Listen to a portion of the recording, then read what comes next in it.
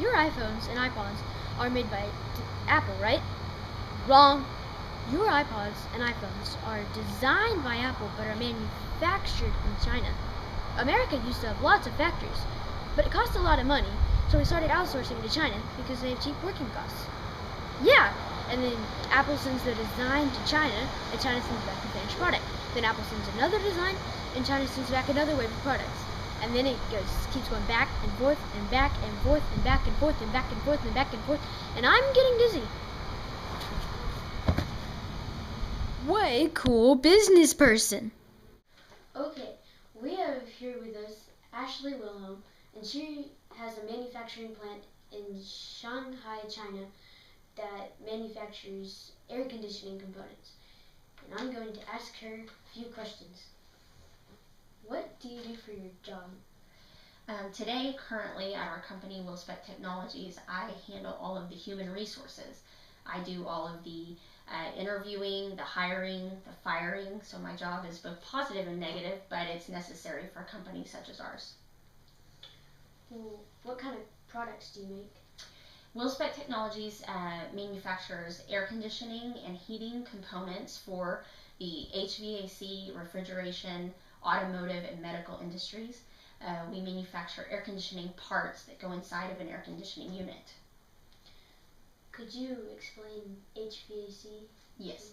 HVAC is essentially heating and vacuum air conditioning systems. What is it like being in China? China's a very interesting place. As we've talked previously, there's many things in China that are changing. It's becoming a very modern society in some cities, while other places, especially in the countryside, are still very behind U.S. standards. The people in China are very friendly, they're very welcoming, but they're very comfortable with having mostly Chinese around. So although they're very friendly with foreigners and they like for us to visit, it's still a very, very homogeneous society where everybody is Chinese. What is the shipping like? We have two types of shipping. One type is called air freight, and that is where the products are taken and placed on an airplane and they're shipped overseas back here to the United States. We take them and we put them in our warehouse, and then from there they go to different parts of the country or different parts of the world. We also have ocean freight, which is where most of the products get shipped by, and that means that they actually go to the port, they're put in a container, a large container, and they're shipped by a ship across the ocean. Normally takes about 3 weeks, and then they arrive here in the United States and are trucked on a semi-truck or a train all the way to Oklahoma. And the same thing happens. Our warehouse organizes it, and then we check it out, make sure that everything looks okay, and it's shipped to the customer. China may be the world's largest exporter, but they have help. Really? Yeah, China might gather minerals from, say, Australia and microchips from Taiwan, using software developed by teams in Redmond, Washington, to assemble all of your iPods. No way. And then it gets shipped to your local Apple store. Wow. It's really cool, isn't it? Yeah. Try this. Get your iPhones, your iPads, your iPods, anything made by Apple, and look on the back. Okay. Come closer. Closer. Closer. And now look at this tiny writing right there, and it says, assembled in China. Uh-huh. Yeah. According to a Wired magazine article, the working conditions are bad. What are your working conditions like?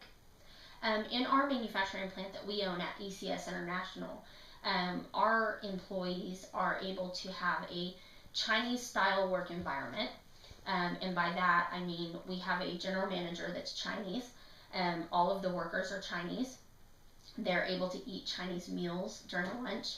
They have all of their instructions and their documentation is in Chinese so that it's easier for them to do their work.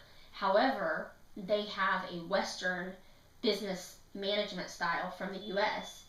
We usually have our employees from China or from the U.S. travel to China about every 2 to 3 weeks, and our managers go over to make sure that everybody understands the manufacturing standards that have to be kept must meet the U.S. standard. That's because our products have to be shipped around the world outside of China, and our customers are both European and American, and in some cases we have Asian customers as well. So our Chinese employees have to abide by Chinese rules and laws, but they have to manufacture product that's accepted by the rest of the world, particularly the U.S. Okay, thank you. Thank you so much. I appreciate it. Please join me on Consider the Following. In China, it costs more than a month's salary to buy an iPod, and that's without buying food, housing, or any other basic needs. Which would you choose? The food or the iPod? Thank you for joining me on Consider the Following. Did you know that? Foxconn, which makes all Apple products, has 1 million employees. Now you know.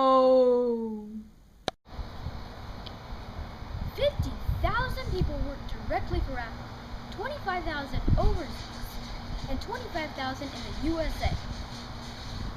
I bet you're wondering why China is so big on manufacturing. Sure.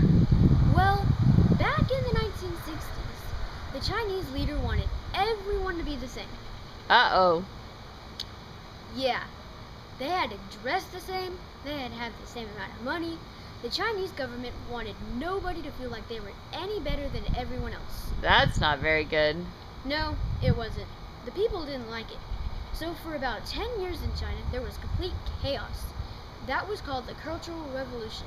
Now, nobody wants to go back to that. So they make stuff so that they can make a lot of money. And in China, it's a big status symbol to have a real, authentic iPod. Wow. Did you know that? The Chinese are really good at copying things. But if you go to China and buy a replica, the quality will be horrible. Now you know. Well, that was our show. Thanks for watching. Now, if you'll excuse me, I've got some playing to do.